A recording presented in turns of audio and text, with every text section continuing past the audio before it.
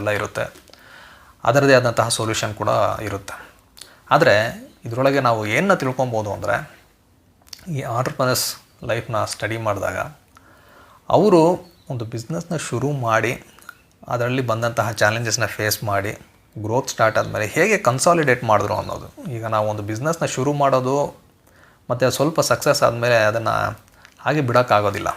ಅದು consolidation face ಏನಿದೆ ಅದು ತುಂಬ ಡಿಫಿಕಲ್ಟ್.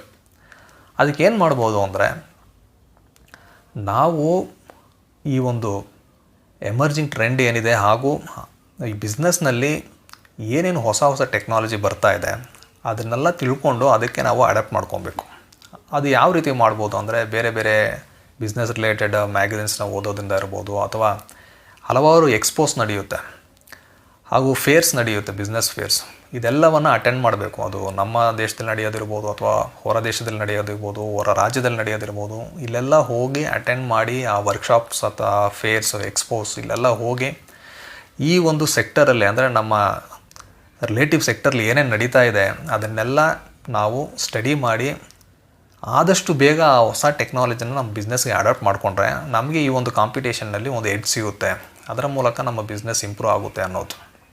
ಹಾಗೂ ಒಂದು ಪ್ರಾಡಕ್ಟ್ನ ಅಥವಾ ಸರ್ವಿಸ್ನ ನಾವು ಮಾಡ್ತಾಯಿದ್ದೀವಿ ಅಂತ, ಎಸ್ಪೆಷಲಿ ಪ್ರಾಡಕ್ಟ್ ಮಾಡ್ತಾಯಿದ್ದೀವಿ ಅಂದರೆ, ಈ ಪ್ರಾಡಕ್ಟ್ ಮಾಡೋದಕ್ಕೆ ಉಂಟಾಗುವಂತಹ ಈ ಕಾಸ್ಟ್ ರಿಡಕ್ಷನ್ನ ಹೇಗೆ ಮಾಡ್ಬೋದು, ಯೂಸಿಂಗ್ ಆಲ್ ದಿಸ್ ಟೆಕ್ನಾಲಜೀಸ್ ಏನಿದೆ ಅದನ್ನೆಲ್ಲ ಯೂಸ್ ಮಾಡ್ಕೊಂಡು ಹೇಗೆ ಕಾಸ್ಟ್ ಕಟ್ ಮಾಡ್ಬೋದು, ಇದೆಲ್ಲವನ್ನು ನಾವು ಸ್ಟಡಿ ಮಾಡ್ತಾ ಹೋಗಬೇಕು ಅನ್ನೋ ರೀತಿಯಲ್ಲಿ ಇದರೊಳಗೆ ಬರೆದಿದ್ದಾರೆ. ಅದೆಲ್ಲ ನಾವು ಓದಿ ಅರ್ಥ ಮಾಡಿಕೊಂಡು ಅದನ್ನು ಅಡಾಪ್ಟ್ ಮಾಡ್ಕೊಬೇಕಾಗುತ್ತೆ. ಈ ರೀತಿ ಹಲವಾರು ವಿಷಯಗಳು ಇದರೊಳಗೆ ಇದೆ. ಮತ್ತು ಈಗ ಈ ಬುಕ್ ಏನಿದೆ 20 ಚಾಪ್ಟರ್ಸ್ ಇದೆ ಅಂತ ಹೇಳಿದ್ನಲ್ಲ, ಈಗ ನಾವು 1-2 ಚಾಪ್ಟರ್ನ ಓದ್ಮೇಲೆ ಒಂದು ಮೊನೋಟನಿ ಶುರು ಆಗುತ್ತೆ. ಯಾಕಂದರೆ ಯಾವುದೇ ಬಿಸ್ನೆಸ್ ಪರ್ಸನ್ ಇರಲಿ, ಅವರ ಒಂದು ಬಿಸ್ನೆಸ್ನ ಹೇಗೆ ಸ್ಟಾರ್ಟ್ ಮಾಡಿದ್ರು, ಏನೇನು ಕಷ್ಟಗಳು ಬಂತು, ಇದೇ ಒಂದು ಫಾರ್ಮ್ಯಾಟ್ ಇದು. ಇದು ಆ ಥರದ ಫಾಲ್ಟ್ ಅಂತ ಹೇಳೋಕ್ಕಾಗೋದಿಲ್ಲ. ಇದು ಯಾವುದೋ ಒಂದು ಕತೆ ಕಾದಂಬರಿ ಅಲ್ಲ.